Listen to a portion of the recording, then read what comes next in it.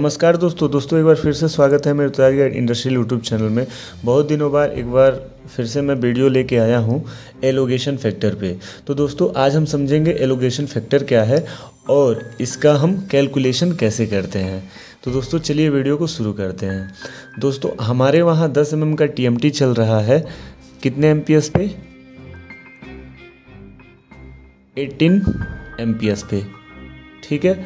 और जो मेरे वहाँ सीसीएम से बिलेट चलता है दोस्तों, सीसीएम से जो बिलेट चलता है 125/125, यानी कि अभी मैं 10 mm TMT लेके चलूँगा और 18 एमपीएस पे मिल स्पीड है और हमारा सीसीएम से बिलेट कितना है 125/125।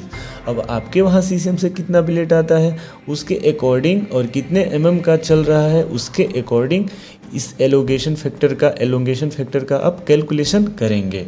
तो चलिए मैं आपको एलोगेशन फैक्टर के बारे में पहले बता देता हूँ ये एक्चुअली होता क्या है। तो यहाँ पे देख सकते हैं दोस्तों, मैं लिखा हूँ allocation is the increase of bar in length.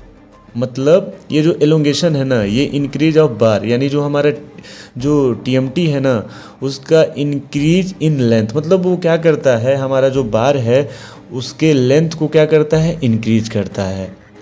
Happen due to the reduction of area, और एरिया को क्या करता है, कम करता है। इट मीन्स अगर मैं आपको यहाँ स्टैंड पे लेके चलूँ तो आपको अच्छे से समझ में आएगा। ये देख सकते हैं, ये मेरे पास यहाँ पे एक रफिंग में बनाया हूँ जो 4 पास का है, ठीक है, 4 पास का है। और यहाँ से सीसीएम से हमारा बिलेट आता है और ये सीधा रफिंग में चला जाता है। 1 पास 2 पास 3 पास से होकर चौथा पास जो है आपका सीधे C1 में लगता है। ये वर्किंग रोलर टेबल है, इसको वर्किंग बोलते हैं। इधर टिल्टिंग टेबल रहता है, तो उसके बारे में मैं आपको अच्छे से बताऊंगा। इंटरलॉकिंग क्या है, धीरे धीरे वीडियो आता रहेगा। तो आप मेरे चैनल से जुड़े रहिए और वीडियो को ज़्यादा से ज़्यादा लोगों के पास शेयर कीजिए ताकि मैं वीडियो और आप लोगों के लिए प्रोवाइड करा सकूं। तो यहाँ पे दोस्तों देख सकते हैं, जैसे चौथा पास आपका आया तो वो स्क्वायर में आया, ठीक है, ऐसे स्क्वायर में आया। तो जो स्क्वायर में आया तो उसका जो एरिया है ना दोस्तों, वो यहाँ पे देख सकते हैं, मैं लिखा हूँ रफिंग का एरिया है 4 पास का, कितना है 70/74 का। तो इसका एरिया कितना है 70/74, ये वाला, ठीक। अब ये 70/74 का एरिया है, जैसे C1 में लगेगा तो C1 से जब निकलेगा तो कितना का हो जाएगा, 44/95 का हो जाएगा। मतलब क्या हुआ, उसमें कमी हुआ ना, उसके एरिया में कमी हुआ ना। ये जो हमारा 70/74 का इसका एरिया था, तो जो इसे C1 में हम माल लगाए तो इसका एरिया में क्या हुआ, कमी हो गया, यानी ये रिड्यूस हुआ, मतलब कम हुआ, इसका रिडक्शन हुआ, ठीक है।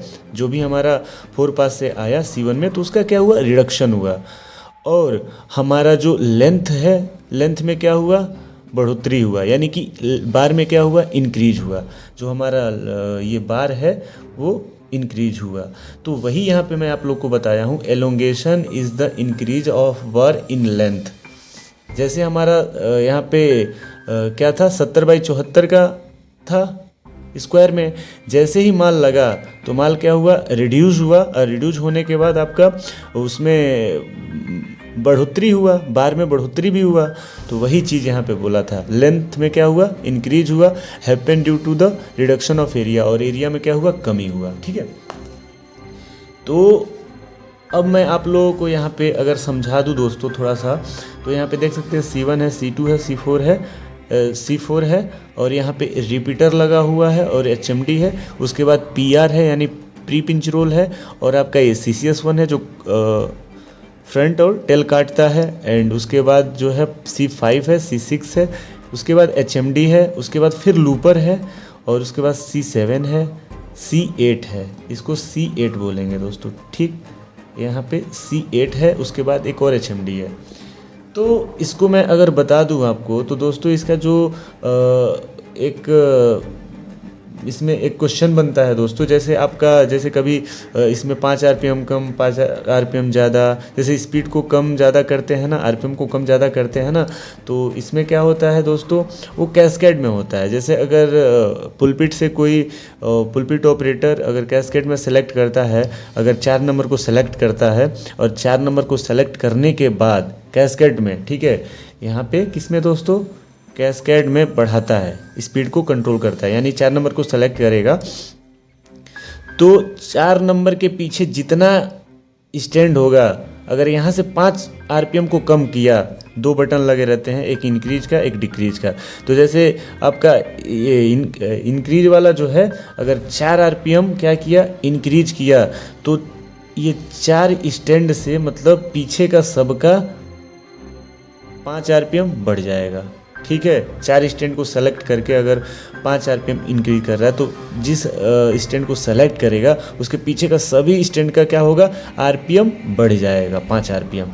तो कैस्केड का मतलब ही होता है दोस्तों झरना, इसका हिंदी होता है झरना। अब झरना क्या होता है, ऊपर से आप अगर झरना देखे होंगे तो ऊपर से जहाँ से अगर हम जैसे बोतल ले लिए, बोतल में पानी है, अगर बोतल में पानी जहाँ से गिराएंगे वो नीचे सेम फ्लो में और फर्श पे जाएगा ही जाएगा। वैसे ही ये आपका अगर C4 हम सेलेक्ट करेंगे तो C4 का जो कैस्केड में सेलेक्ट करते हैं ना, तो ये C1 तक जाएगा ही जाएगा। ठीक है, तो वही कैस्केड का मतलब होता है, इसका हिंदी होता है झरना, और ये कैस्केड का सिलेक्शन होता है और इसी में हम क्या करते हैं, आरपीएम को कम ज़्यादा करते हैं। अगर यहाँ 6 से करेगा तो 6 के पीछे जितना स्टैंड होगा सबका 5 आरपीएम बढ़ जाएगा, अगर कम करेगा तो सबका 5 आरपीएम कम हो जाएगा।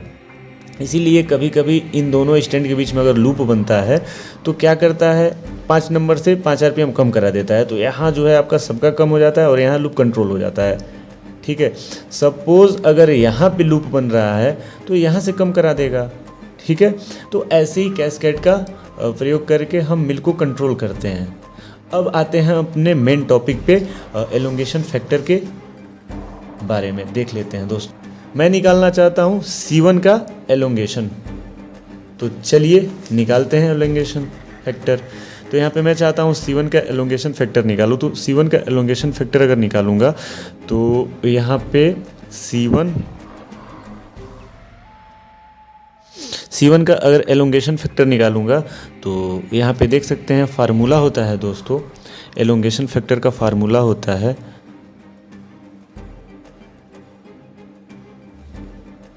एलोंगेशन फैक्टर का फार्मूला होता है एरिया ऑफ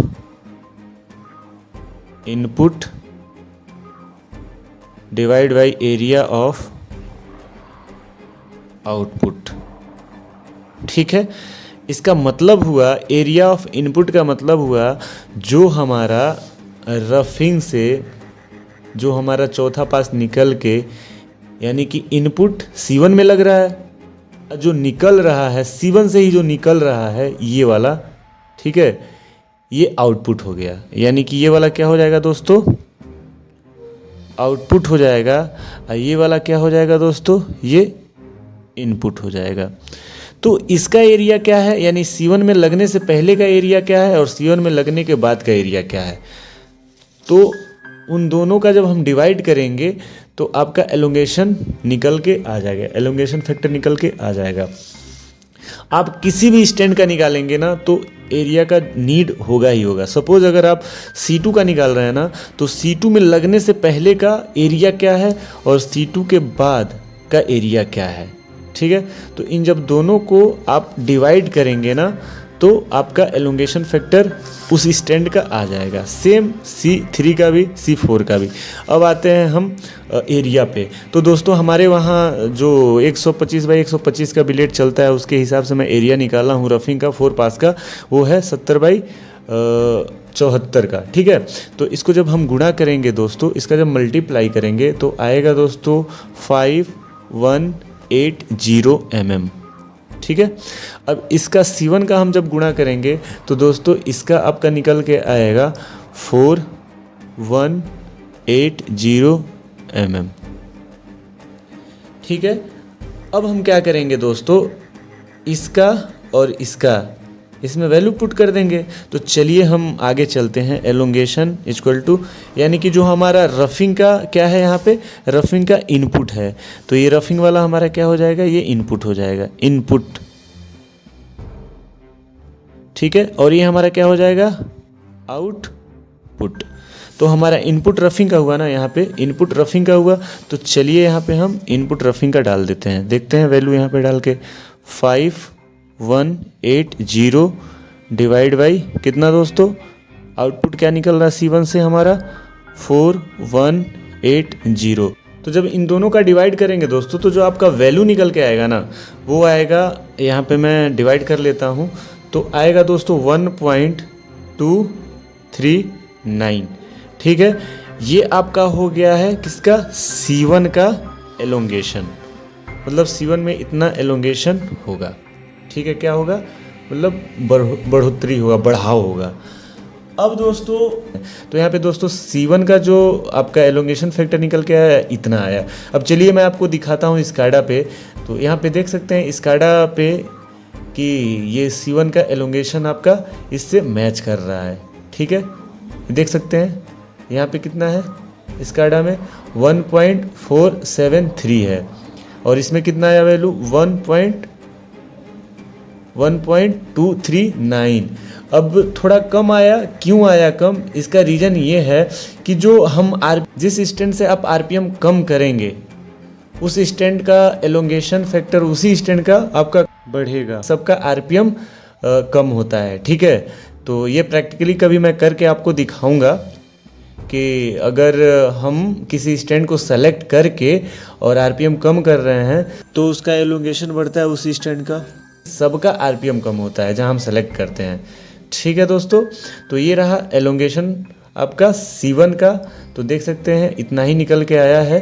और ये कभी कभी क्या होता है, रोल चलते चलते रोल में गैप आ जाता है जिसके कारण कभी कभी वैल्यू आपका एक्यूरेट नहीं आता है। तो ये आपका लगभग के बराबर ही है। ठीक है, तो दोस्तों हम ऐसे निकालते हैं एलोंगेशन फैक्टर। ये दोस्तों होता है एलोंगेशन फैक्टर का फार्मूला, ऐसे ही निकलता है। तो दोस्तों आशा करता हूँ ये वीडियो आपको पसंद आया होगा। अगर वीडियो पसंद आया होगा तो वीडियो को ज़्यादा से ज़्यादा शेयर कीजिएगा। और अगर आप चाहेंगे तो मैं इस पर पूरा एक डायग्राम बना के आपको मिल का जितना प्रोसेस है मैं अच्छे से समझा दूँगा। ज़्यादा से ज़्यादा कमेंट कीजिए कि मैं इस पर कैसे आपको समझाऊं, और समझाने का नीड होगा तो मैं समझाऊंगा। अगर ज़्यादा आप कमेंट करेंगे और ज़्यादा वीडियो को शेयर करेंगे। तो वीडियो पूरा देखने के लिए दोस्तों धन्यवाद। आपसे उम्मीद करते हैं कि आप अपने मिल का ये एलोगेशन फैक्टर आप निकालेंगे और निकाल के वैल्यू चेक करेंगे। ठीक है, और कमेंट करेंगे कि हमारा वैल्यू सही आया। आपका मिल में जितना का विलेट चलता है उसके हिसाब से आप निकालेंगे और जितना MMTMT चलता है उसके हिसाब से आप निकालेंगे। तो वीडियो पसंद आया हो तो दोस्तों वीडियो को ज़्यादा से ज़्यादा शेयर कीजिए। वीडियो पूरा देखने के लिए धन्यवाद।